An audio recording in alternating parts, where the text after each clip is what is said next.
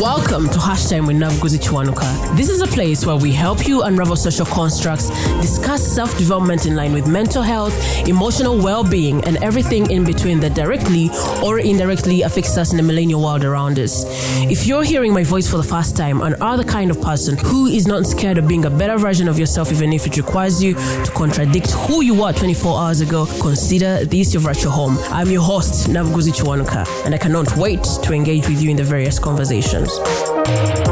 Here is the long-awaited episode coming in 2 days later, and the guest of episode 90 is none other than the brilliant and hilarious Stom Wabuko, aka Almadusi. From this episode, describing Stom by one of his talents is a disservice. So he and I christened him Stom the Polymath Artist so that we can ably cover all his zones of excellence. In the conversation, we broke down the poem Tired to help us understand the behind the scenes of its creation and how it magnifies the mental struggles of the millennials. If anything resonates with you during our conversation, do not hesitate to share with us on social media with the hashtag HTNKInsation. The episode is a cocktail of humor and vulnerability, so buckle up.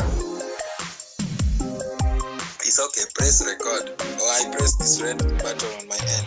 You're going to end up ending it. What do you mean press the red? Sawa. Welcome to Hashtag.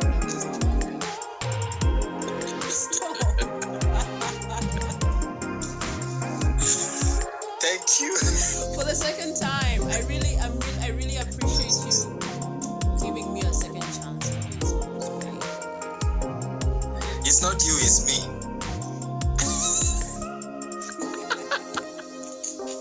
My image. That one is usually brought up in relationships, eh? Those ones are ending. What is this? What is this we've been building? Not relationship. Oh. The first one failed, so this is the second one. I've come back to my ex. It better work. Amen. We have both of us have learned lessons. We are coming prepared. First one. So, Stom, welcome back to our new relationship, and we hope for it to work. Thank you so much. You should have warned me to bring some additional lights. Now I look like a burnt offering on the screen. Unless I smile, I can't even see myself. But we move swiftly. Thank you for having me on the platform again.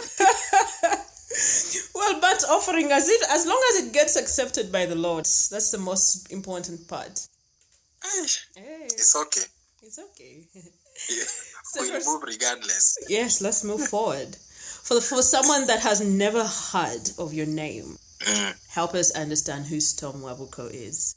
Oh, Stom Wabuko is a polymath.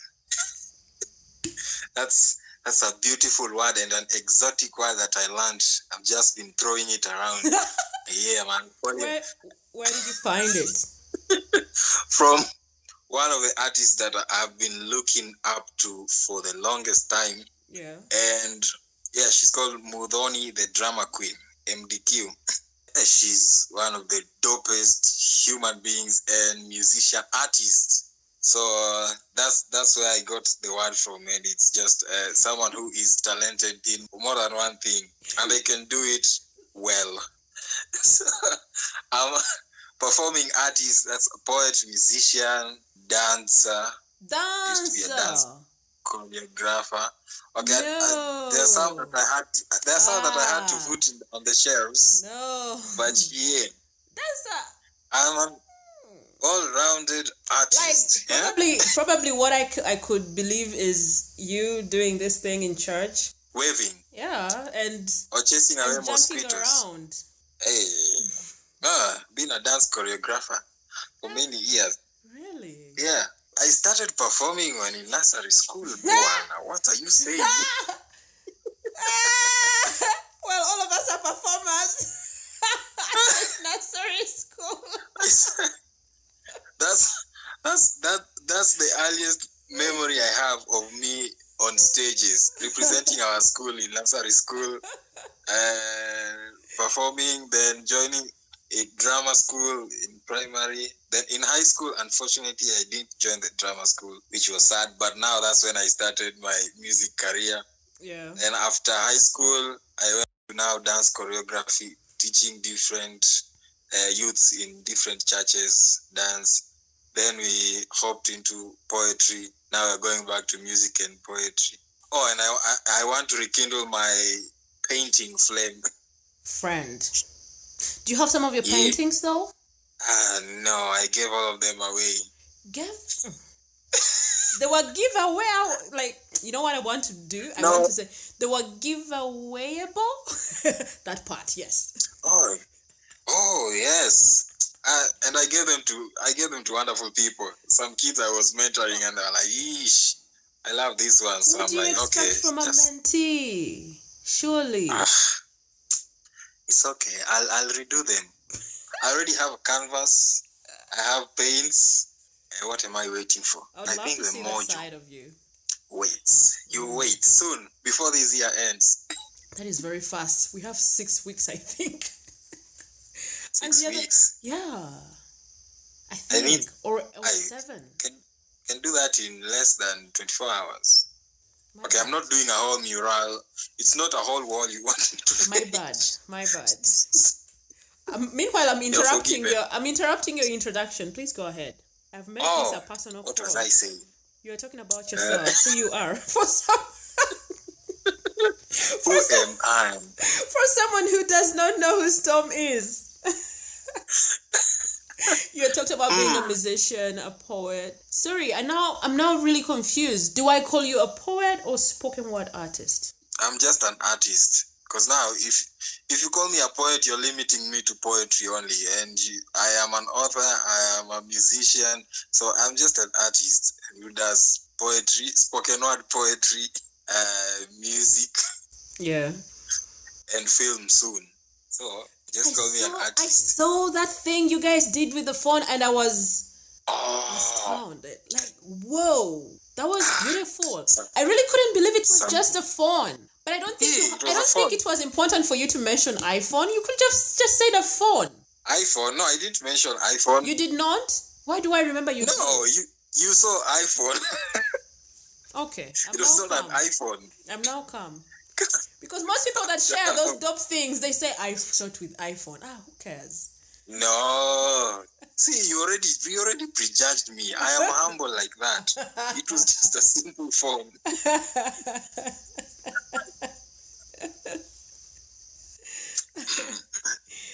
What have I left out?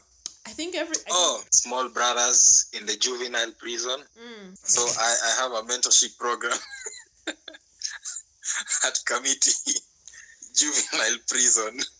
You have a mentorship program at Cavite Juvenile Prison? Committee is one of the biggest prisons we have in Kenya. And now I work with the juvenile section. What does that program look like? Just using art to empower them to express themselves, because most of these kids most of them are from these underprivileged families and ghettos, slums, and in those areas, some of the major things that stand out is lack of mentorship. They don't have good role models to follow, and there's a huge lack of identity. The pursuit of that identity and trying to know who they are is what leads them to join now the different negative things and the bad crews, and now they end up in prison. So for me, it's just using art, spoken word, music. We also have dancers to now get them to a point where they can express themselves. And once they do that, now it's easy to help them, or it's easy to plug in other people who can help where I can't. That actually feels like a place of empowerment. Because in most cases, when you look at the things that trigger these children into choosing crime, or where they find themselves in crime, it's with the lack of role models, maybe I would say, or some sort of guidance, or something that even requires them to think about what they're doing. And I believe art is the biggest form of self-reflection, like self-reflection and awareness. It's very huge in art. Of course. How did These you kids come are up with dope. that? These kids are dope. I hope you can see this. Raising Stars. What is that? Is that a card? Rising Stars. Rising Stars. A poetry what? Let me see if I can switch to... Rising Stars, a poetry collection compiled by Stom Wabuko. And these are poems written by boys in that juvenile center. So we have about 24 of them. It was published last year. So is that like the whole prison, or is it just a few of them that signed up for the program? It was not the whole prison, because now I couldn't handle everyone. We've been working with 37 maximum, and in the whole juvenile section, I think they're like 100 and something, 120, 130. So we've just been working with 37, because they also have other programs that they are doing in the prison. So these are kids who are interested in the program. Right. And the good thing is that we'll have some come for 2 weeks or 1 week. Another group comes in. So it's just like the word goes around. So by the time we start... Are you there full time? Once a week. And that is the whole year? Every week you have to be there? Yeah. Damn. That's a whole lot of dedication and creating content for the program. Hey! Once a week, but I have been on a break for the huge part of this year. Oh yeah. But there's a friend of mine, the one who introduced me to the juvenile center. He teaches them beadworks and leatherwork. So he's always been going there, but he's also on break. But for this year, he has gone more times than I have. Right. I have been on break trying to work out some things behind the scenes, because, we've been doing it like on a volunteer basis. There's no one paying us. There's no program in the government supporting it. I was actually going to ask you that, because I thought maybe the prisons had contacted you or something like that. Nah, it's just out of love from both of us, and wanting to, a different future for those boys. That's why I was saying our brothers, my small brothers and sisters. No, I'm not working with the girls, but my brothers, the young ones. It's just out of love and trying to see how we can share a little bit of us to empower them. But fortunately, last year the program was funded by Forum Civ. I got a grant from Forum Civ. At least we ran the program with some money. The book, it was published with some money from the program. So we're thankful for that. I'm glad we had a second try for this relationship. This is information I didn't get. It's working.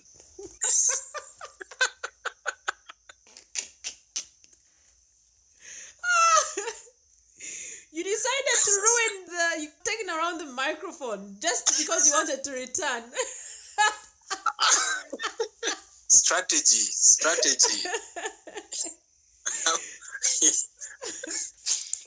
So let us go to your part as a spoken word artist, because that is how I got to know you, and I was stunned the very first time. Oh yeah, I was stunned, and stun brought me. Wow. Okay, just take my job. We are rhyming. Yeah. I'm practicing for your job. Just keep flexing. So the very first time you were preparing your album Mirrors, and not album. I'm very sorry. I'm used to talking to musicians. Ish. You were preparing for your EP, and that is in spoken word form, not music. And I was like, this is great. And I was just getting to know you, You guys were joking, and I was just looking in Swahili. Like, by the way, what is wrong with you Kenyans? Why do you assume... Which Kenyans? All of you. You go there on social media and you write Swahili. Like, what the heck? Okay. By the way, what is wrong with them? Be inclusive. You too. Be inclusive. I am Jamaican. What is wrong with Swahili? We don't understand it.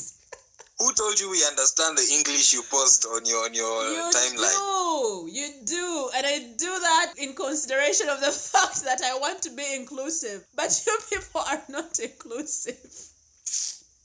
Nimeona. Oh, kwanza hivi, what? you guys, man. I'm using your podcast to rant because I know they're going to listen. Swahili is an international language. It is not so international. You can't say we are not being inclusive. No, it's not international. It's not. It's an international language. So there's no way you're saying we are not being inclusive. You're not. Because sometimes Zuckerberg doesn't give translation. So you just have to scroll by. You see other people laughing and you just can't laugh. Surely. He's a man. Sorry, not sorry. Tell us about your journey into spoken word art. Calm down. My journey into spoken word art. Yes.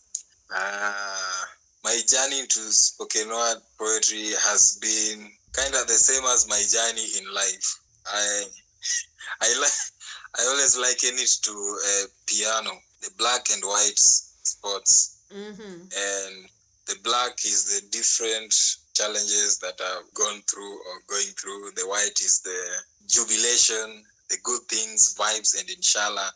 And without the black or the white, you can't make great music. We need both. So that's how my journey has been. But it was kind of like an accident. I just bumped into spoken word poetry. It's like I've told you, I have been on stages ever since I was in kindergarten. Let us be inclusive now. In kindergarten or nursery school, my people. So I started out as drama clubs and all that, performing choral verses, narratives, different musicals. And in my family, I'm the only boy. I have 4 sisters. Mm-hmm. So I've always grown up with a longing for having a brother. So the closest brother I've always had is my cousin, my first cousin. So he got into music, and I was like, I'm also going to jump into music because I want to do everything he does. So that's how I got into music, recorded my first song in Form 1 about children's rights. See, I've always been passionate about protecting kids. You were very serious, dude. At that age, we are listening to Sean Paul and trying to understand what Daddy Yankee is saying, man. You are recording songs. And what's interesting is that I would understand what Sean Paul is saying. In fact, Sean Paul's Jamaican patois, he watered it down at least so that he did. So that many people would understand it. So me, I would listen to Kina Yellow Man, and I'm like, I understand what Daddy he's saying. Yankee was non-conclusive like Kenyans. Daddy Yankee was representing. Non-inclusive for where? Like Kenyans. Like, dude, calm down. That's why I was saying sorry, not sorry. Because now, if we all strive to speak in one language that is not even ours, then we are losing our identity.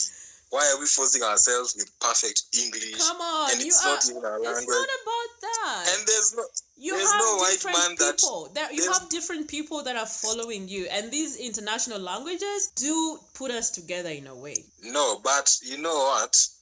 Let them see that and go and Google so that they'll get to understand. So if I write something there in Swahili, let them go and search and I found myself having to go for Google Translate to understand the message someone is sending me. But you see now, when you do that, I wrote a comment somewhere and people are responding to me in Swahili, and I'm like, I had to remove the notifications. As like, I'm not part of this conversation anymore. I'm just not. But you see, when you do that, you've made one step towards understanding and jumping into this person's world. So it's going to be easy to understand them. Yeah, at least I know how are we going? I know what. How are we going to? Nonesha or something. No. Hey, who said that? It sounds wrong.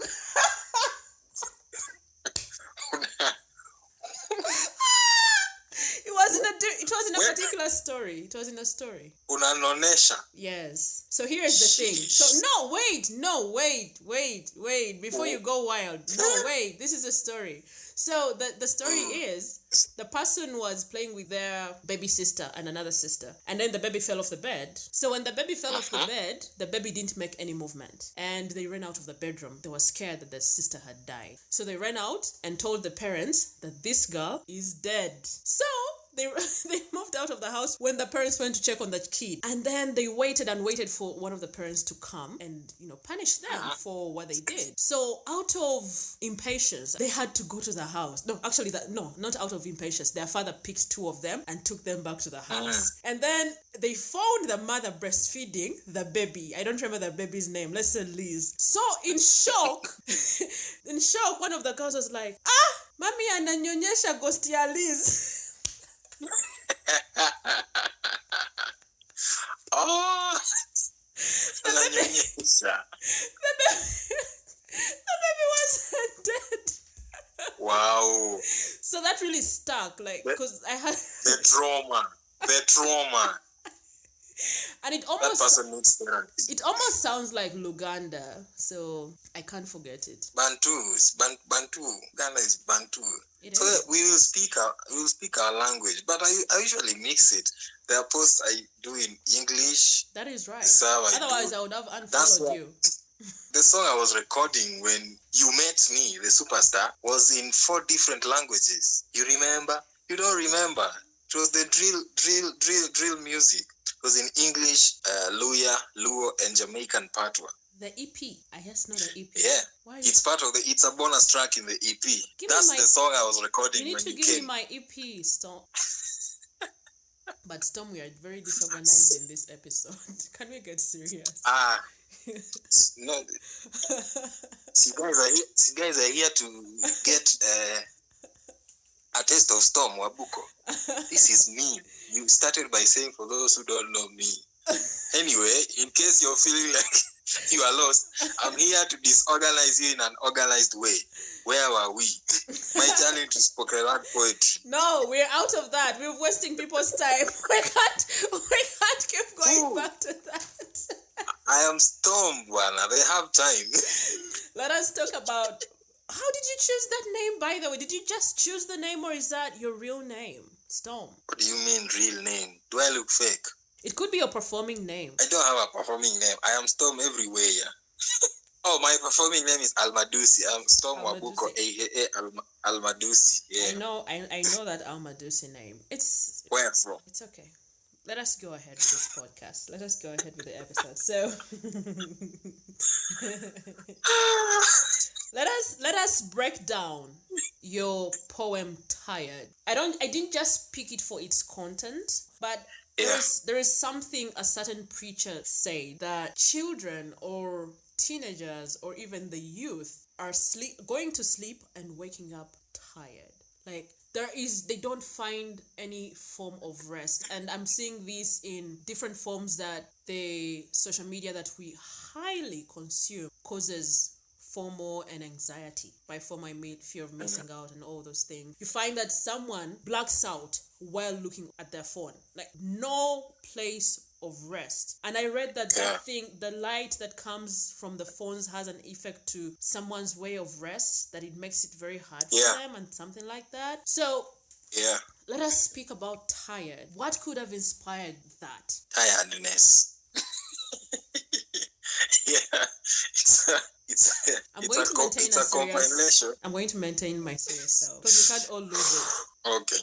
It's a compilation of all the times that I have felt like I was really, really tired. And at the time of writing it, most times we are going through emotions and we don't find time to process things, because right now the world is moving at a fast pace. You can't afford to be lazy around. And it's not by your own doing. That's just how life is. You wake up and it's rush hour. So we are going through different emotions, and there's no time, or so we think, of processing each emotion. So by the time you sit down and try to ask yourselves, why did this happen? Or why am I here?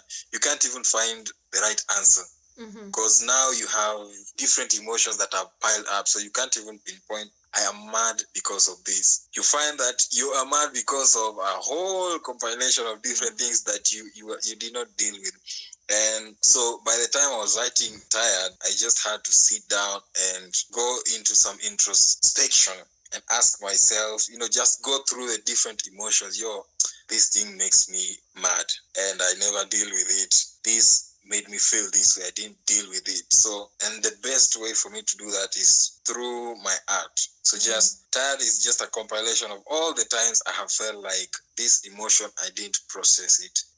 This thing, I didn't process it the way I was supposed to. And even if by processing it at the time of writing it, I was not doing it so that now I'll heal after writing that, but it was more of, let me start getting this out of my chest, because now the way life is going, there's still so much that's coming ahead that's going to make me feel tired. So if I don't deal with all this that I've gone through, then I'm headed at a worse place. Yeah. And even to add to what you are saying at the beginning about the preacher and teens blacking out, I think that's one of the reasons where we are looking for the next thing to satisfy whatever emptiness we feel in us.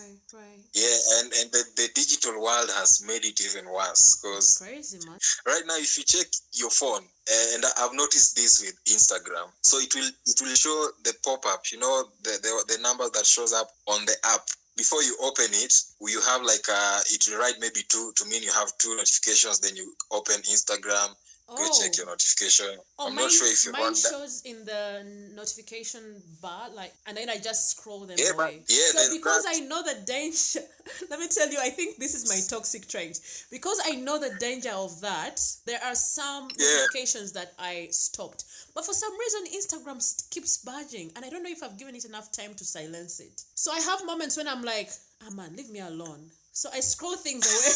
I'm like, leave me alone. There's a time when I was so stressed out, and then Instagram had the audacity of telling me, check out this lady's story. She recently updated. Yeah. I am broke. This chick is always in whatever country. And I was like, no, none today. I love her content, but none today. Yeah, so, now, like I was telling you, in the app, before you even open the app, it usually shows if you have 2 notifications, there's a number 2 on the app. But now, what it does is, for mine, it can even show 10. So I'm like, okay, 10, someone is looking for me. When I open the app, it's just 2 notifications. So they found a way of making you want to look. And once you get on the app now, you have this endless scrolling where you can scroll for days and days. Attention engineers don't sleep. Let me tell you, when I decide to take a social media break, that is when they bring up people that I've not even heard of. They're telling me, this person has liked your post. Come and check them out. This person, and they're like, no, I know what you're doing. I'm not going there. Yeah, and it's even worse for the generation that's coming now, because at least for my time, we had a lot of outdoor activities. Exactly. This social media era has found us when at least most of us are adults. So for us, we kind of are safe a bit, because a huge part of our childhood and our bringing, we spent it outside. But now, for these guys coming up right now, people are living in apartments. There's no playground. As we used to go and play with soil, with mud, we create stuff using clay soil. We plant some maize somewhere on the compound. But right now, they can't do that. And now, their parents too are busy trying to fend for them so that they don't suffer the same way they did. So there's no one to talk to, no one to connect to. I was telling my friend yesterday that part. No one to connect to. I was telling my friend yesterday, there's one mistake parents always do. They were brought up in this culture where maybe, and for most who suffered, whose parents had it rough while growing up, so the parent makes it a goal to work hard so that the kid doesn't suffer. So they spend most of their working years outside the life of this child, because they're always going out in the morning, and now in their head they're like, let me look for money. When I retire, I'll connect with this child. By the time they retire, this kid is an adult, has his own family, and is also going through the same cycle. And you cannot you don't even have where to start from building that connection. You can't. Now it becomes such an awkward relationship, because now you want to connect. This is an adult. He has gone through different stages of life that you're not aware of. Yeah, and so it's a messed up cycle that if you don't get someone to just ground you and say, you just sit there with you, not even talk, someone who can come, you just sit there and you enjoy the silence, you enjoy the presence, or someone who's just there to connect with you, to talk about anything and everything, phone silent or off. You're headed in the worst direction. Right. Yeah. What are some of the things that you felt like you hadn't dealt with when you were looking at Tired? And now, almost especially now that we're looking at you as a person that went as far as recording at the age of 14 or 13, and also we are also talking about children and the lack of connection or communication with their parents. What are some of the things that may have led you to feel exhausted as an adult, yet they were coming from your place of childhood experiences? I think my personality, me being an introvert, means I have my first instinct is always to please people. So that means I'll suppress a lot of emotions. I want to address things like I'm supposed to, which means most times when I have a thought that I know this will bring conflict, I just keep it inside. So I can say that. So on Tired, I was just talking about anything and everything. Like there's a line which says, I'm tired of waking up to the same faces.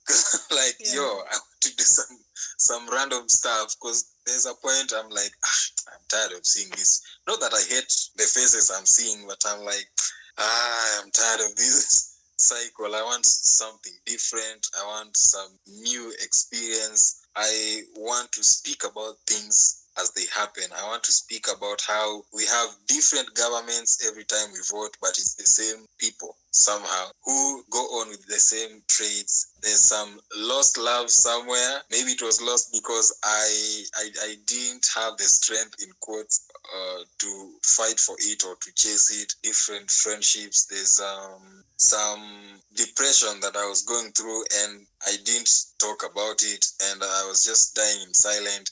But I knew I hated being in that situation. So in Tired, I was like, I was tired of being in that situation. And there's also a line of grieving where I'm like, I'm tired of people. I've forgotten the line, but it's about how people rush you to grieve. They're like, you lose someone. Yes. In 3 months, they are still shocked. You're still grieving. Yeah. Like, move on. Like, it's just, it's so much to take in. So those are the things I was going through then. And these are things that I have lived with them from way back when I was a child. Like I told you last time, I wrote the Mirror Project because I was speaking to my 12-year-old self. And you were just speaking trying to your 12-year-old self. Yeah. The book is dedicated to my 12-year-old self. It's in the first pages. And you're saying that because you're saying that because I know what you're doing. Yeah. I'm still insisting. I'm patient. I'm still insisting. I want the EP only.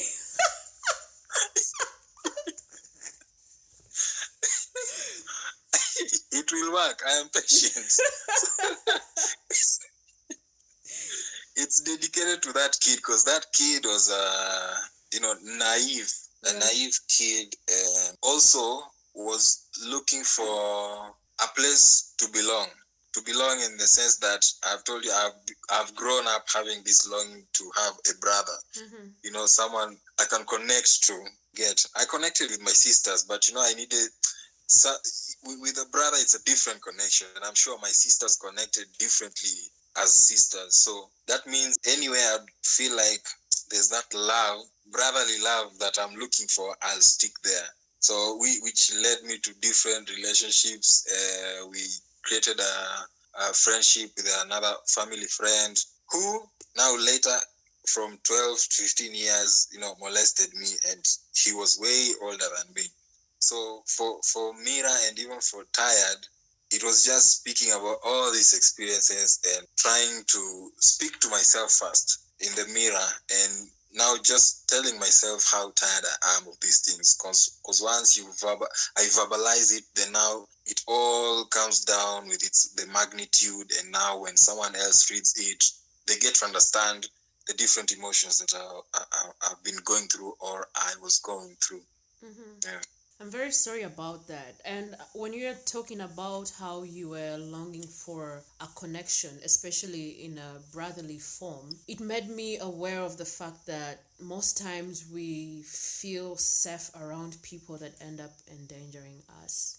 Yeah, because what gets us to that is this longing, whichever longing it is. Like for ladies, I know most of them struggle with finding that fatherly love. Mm-hmm. So they look for their father in different areas, and unfortunately, when you're chasing that longing, it blinds you. Yeah. Because now what you're doing is sniffing around for any place that could have a hint of that longing, and you go there and you stick there. By the time your eyes are open, the person, they have missed you. And now most people who are predators, somehow they always see that. The desperate they can tell. They see this one, and now it works to your disadvantage. So for you, you're seeing it as love or belonging, but for them, you just gave them a tool, easy way to reach you. So unfortunately, that's just how it is. I don't know why it is like that, but it's just the way it is. Right. Yeah. Damn, it's T for tough. T for tough. T for tough indeed. So you've mentioned how you use your art to verbalize the things that you feel or even calm the storm within. Is it something that has worked for you and feel like you will keep at it? Oh, of course. Despite the fact that I get paid to speak these words, the huge thing that I see as a blessing from them is it's an avenue for me to speak. It's so hard to get introverts to speak, even to fellow introverts. So yeah, and I still have that it's a shame, kidogo. So I'm always like, even if I think of speaking to someone, I still feel like, this is shameful. And now me having this creative mind, it means I try to think each and every scenario about whatever I'm going to do. So if I'm going to tell this person, I've already thought like 100 scenarios of how they're going to react, how this thing is going to go down, and now it just takes me back to the cocoon. But that gives you anxiety. But for art, gives you a lot of anxiety. But for art, but you talked to me. The first time you met me, you talked to me very well, I think. Although you lied about coming to Kampala and you didn't come. Came to Kampala. No, you did not. For your tour, wait, you said Corona it was happened. Supposed to be... No, it was past Corona. It was last year. I met you last year. We still had. So last year Corona happened, yo. The restrictions it was supposed were off. No, by the time I was supposed to come, Museveni had closed down Uganda for 2 months. No. Okay, yes, he had in 2 months. Yeah. And then he opened because I returned. But now by the time he was open, it was not only Uganda. I'm supposed to do an East African tour. Mm-hmm. So I was supposed to pass by Uganda, go to Rwanda, cover to TZ, then Kenya. Then Corona came with some weird Africans. The amount of money we are supposed to use, I think it was like double. Because now we have to pay for all these things. I come with my certificate, but again, I have to pay. Have to pay in Rwanda, so it was not making sense financially, so took a break. I understand. But we still have to come. I understand. We have moved on from that EP, my dear. Bring us something new. Not yet. You still have 4 videos left.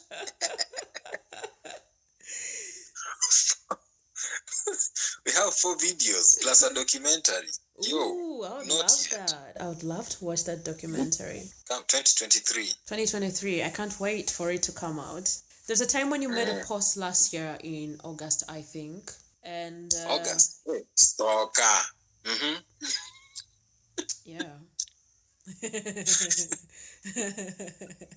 You made a post you made a post last year in August, and you talked about how if we had to wear bandages, maybe society would take mental health seriously. When I read that, I was like, ooh, we actually consider physical pain to be what is painful, and we give it so much attention and want to give this person so much care. It is what is happening this end. And where you are right now in Kenya, what is it like when you look at society? And by society, I'm going as far as the social life and church, because you're really big on church. So, Hallelujah. amen, brother. What is the environment like when it comes to talking about mental health in your areas of experience? That post came from, it was one of the photos did for this Mirror series, because Mirror it's just more than a book. It was a whole project for poetry, words, pictures. Okay, I'm getting the book. And fine. I told you to work. What? Pictures and audio. You know, I think I really want to see that picture a lot, because it will remind me that there is life after death. You're looking like Lazarus from the grave. Rababosha. And that was the whole idea, by the way. Because now the book has photos inside, and those are also part of the poetry. So for the photos, whatever interpretation that you'll get once you see the photos, that's the poem. So the photos, I'm not defining it for anyone. So for that picture, it came from this phrase, seeing is believing. I mean, if we don't see it, then how will we believe you're in pain? Oh, yeah. At least if you break a leg, we know we are seeing it. This leg is broken. There's blood coming out. But we can't see it. How will we know you're lying to us? When I was a kid, I'd tell my mom I have a headache so that I don't go to school. So if I had broken my leg, she's the one who would have told me to just stay at home. But now this one, we can't see it. So it was coming from that point where it's hard, and it's the way most of our minds have been conditioned. Sometimes even subconsciously, I find myself in that position where I'm like, I have to calm myself down and remind myself so that I can notice this person and view them as a human with their vulnerabilities. Because now what we see, that it's so easy to understand once we see it. So that's where that picture was coming from. And right now, I can say I am happy the conversation has been going on mental health, both a lot in the society. In church, it's still, taking form, because again, most of our churches are run by old people. And these old guys, for them to embrace a concept, it takes ages. Yeah.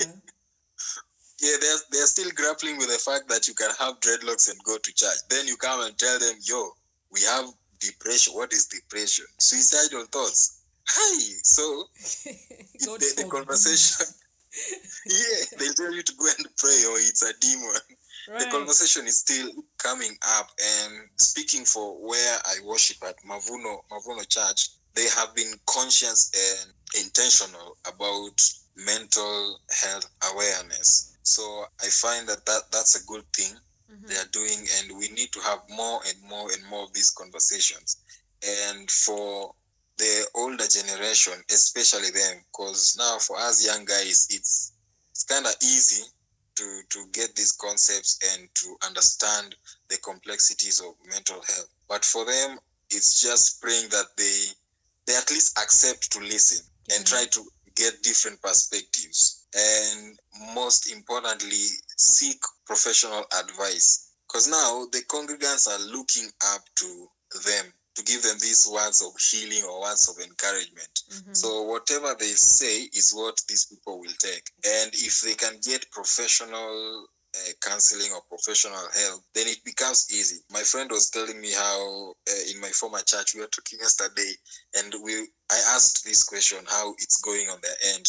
So he said, of course, it's tough on their leadership, but what they've been doing is getting professionals to come and speak to to parts of the congregation, which I see is fine. Because again, there's no need of forcing yourself to talk to people about this subject when you can get someone who has more experience and is more skilled to speak about it. So the call is to just keep the conversation going, because once we have that conversation now, it's easy to know where are we, where do you want to go, how can we move. Yeah. In the earlier recording, you had talked about how you ended up being a spoken word artist by accident, and it was coming from a place of anger, you know. Let me not describe it for the people. Please speak on that. How do you get robbed on the same day in different years? Romans 8:28. All things work for the good of those who have been called by what? I don't know. I think you don't know the scripture. Oh Lord. Anyway. I've been embarrassed a lot when it comes to the Bible on this podcast. People are going to start side-eyeing my Christianity like, But listen, don't give yourself pressure. This is what I have learned. I am coming from a place where I used to know scripture like this. Yeah. You know? But I realized it's not about just knowing. Get yourself one verse and run with it. Something that works for you, man. That you just need to it might not even work for you, but as long as you're like, I know this John 3:16 and I'm living by it. I know that's better than knowing the whole Bible. I know that one is on grace.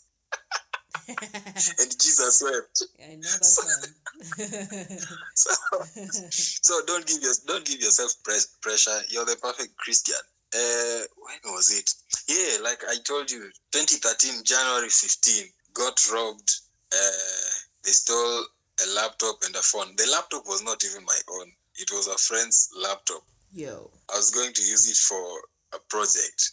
The following year, 2014, same day, same month, same thing happened. I robbed laptop and a phone. Second laptop, not my own. Again.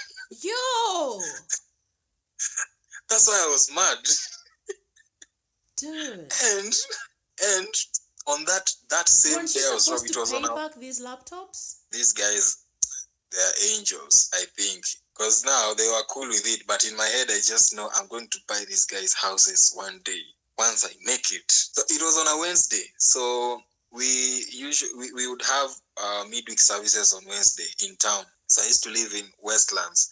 So from the venue, the YMCA, I'd just walk through University of Nairobi, Wayaki Way, Westlands. And like I told you, I love walking because that's where I think I get to have my monologue and play out these crazy ideas in my head. That same day, I think on a Tuesday, I'd prayed to God and I was like, I feel like my relationship with him needed some boost. I needed to do something to feel it. So I prayed and I asked God to give me a phone and a memory card, so that I'll just store gospel music and start listening to it, because music is one of the things that really, really speaks to me quick and efficiently. So I was like, if I'm going to do this right, then I'll need music. I prayed to God and my mom sent me a phone. She was just like, hey, I've sent something.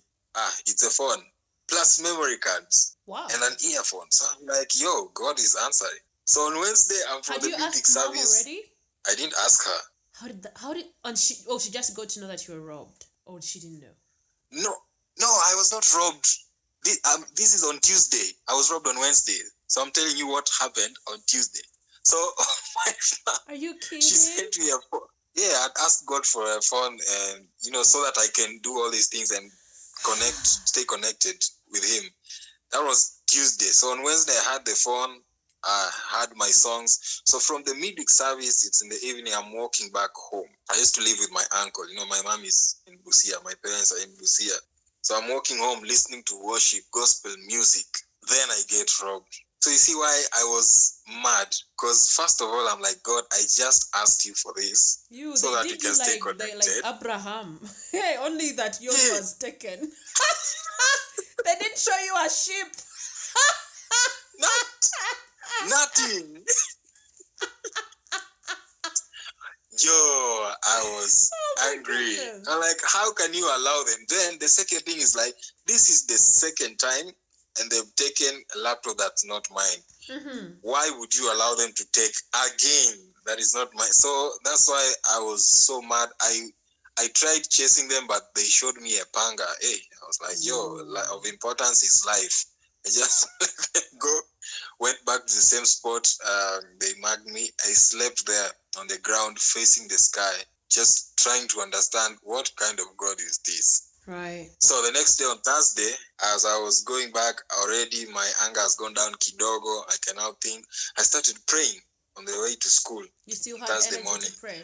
You know, you just talking, mumbling kidogo, and I'm walking to school, so I can speak, few words, 100 meters, few words.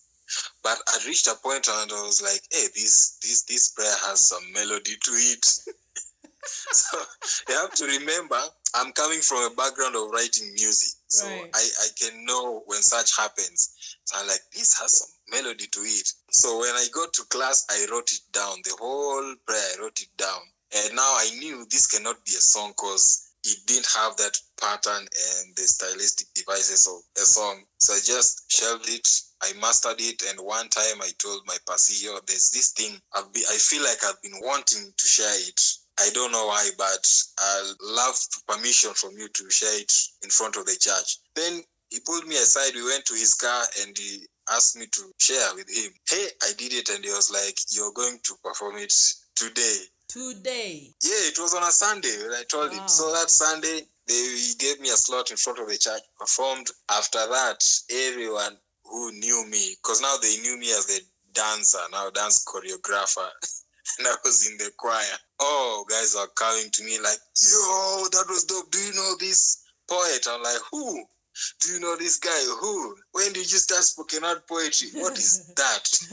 I'm like, so they had to sit me down and tell me, so what you did, that is called spoken word poetry. Now imagine me going back to now study what spoken word poetry is after performing it on stage. So that was my journey into it. And what made me stay is the fact that I can share my feelings so well because now for music, of course you can do that, but now if I have a lot to say, unless I do a 30-minute song, then for spoken word it is because I can say something, and if I want to pause for a while, I have that freedom. For music, unless I'm doing a live set, so that was the journey. Interesting. What would you love the listener to walk away with at the end of this episode? Be true to yourself, Mulan. I won't ask if you know it because now Mulan emotional damage. Why are you saying be true to yourself, Mulan? Mulan is a person. I know you said it's Mulan, anime, but not anime. It's an animation. Isn't it the same thing? Yo, anime is so wild. It's so violent. Mulan is a 2D animation. That was her name, but they say that it means be true to yourself. I think in Chinese or Japanese. Nice. Be true to your heart. Be true to your heart, which means be real, be authentic. Oh, it means be true to your heart? Yeah, true to your heart. True to your heart. Stop hiding emotions. Stop faking. Just be you, because most times we want to play a certain character so that we can be accepted in the society. Mm-hmm. I feel like I have to put on this character so that Nabuguzi can accept me. And you know what that does is I'm trying to think for you, because you've not told me to do this so that we can. You see, I accepted you, and you came with so much noise on my podcast. Of course. Love me the way I am. That's how this will work. Be true to your heart means just go there the way that you are. If they accept you the way you are, then hey, hallelujah. Amen. But if they don't, it's not on you. Because again, you can't force. You can't be liked by everyone. Of course, you're not ice cream. Why should you be liked by everyone? And not everyone likes ice cream. Those ones are lactose intolerant and whatever. They are forced not to like. It's not their choice. No, some may not. Circumstances. You can't decide that. Some people might not like it. Because of why? Because they don't want. Yeah. T for tough.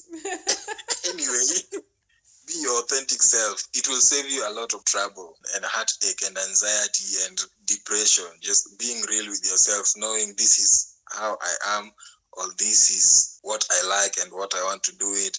And like I told you, even for most Christians who profess to be followers of Christ, I know it's so easy for us to fake. Most pretenders I know, we are in religion, not only in church, in all the religions. That's where we have most pretenders, where we want to be perfect and we forget the whole Bible is filled with people who are not perfect. God called people who are murderers. Dude. And he's saying, this is the one I love. And now we are here trying to be perfect. A man with 1,000 women in total, like, dude. That guy was enjoying life. Anyway. No, it's sick. You can't enjoy it. I don't think you can. 1,000? That is a disease.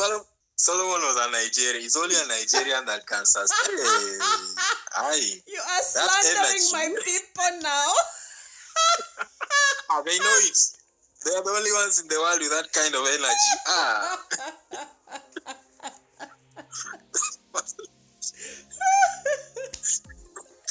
Oh my God.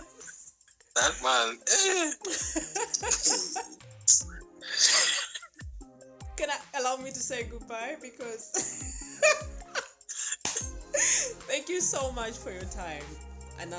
For your second chance, actually. Thank you for having me again. I'll make enough noise so that people come and listen to your podcast. Ooh, I would appreciate that a lot.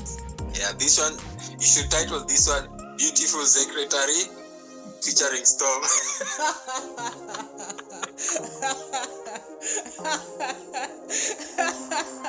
Goodbye.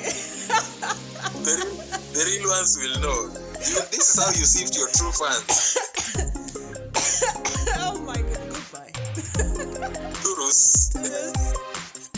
My takeaway from this episode is that stay true to your heart. Do take time and support Stom Wabuko by buying his book, Mirror. It comes with a free EP that has 8 tracks and it only goes for $10. You can make your purchase on Amazon or Raffle Books or even reach him directly. His name is Stom Wabuko on all social media platforms. Do not hesitate to DM him. Thank you for tuning into another episode of Hashtag with Nabuguzi Chwanuka. If you loved what you heard, make sure you subscribe to Hashtag with Nabuguzi Chwanuka in your podcast platform of choice and share it with your friends, loved ones, and everyone that you believe is affected by the millennial world around us. Also, feel free to share your insights about what connected with you on social media and be sure to tag us. We are at Hashtag with Nabuguzi Chwanuka on Facebook and Instagram, and on Twitter, our handle is at HTNK Podcast. You can also use the hashtag HTNK Instation. If you are in Uganda, Nigeria, or Kenya and need someone to talk to, a professional mental health provider, do not hesitate to reach out on my email, nabuguzi@nabuguzichwanuka.com. I'll be ready to pair you with the right persons. See you in the middle week of November, and until then, stay true to your heart.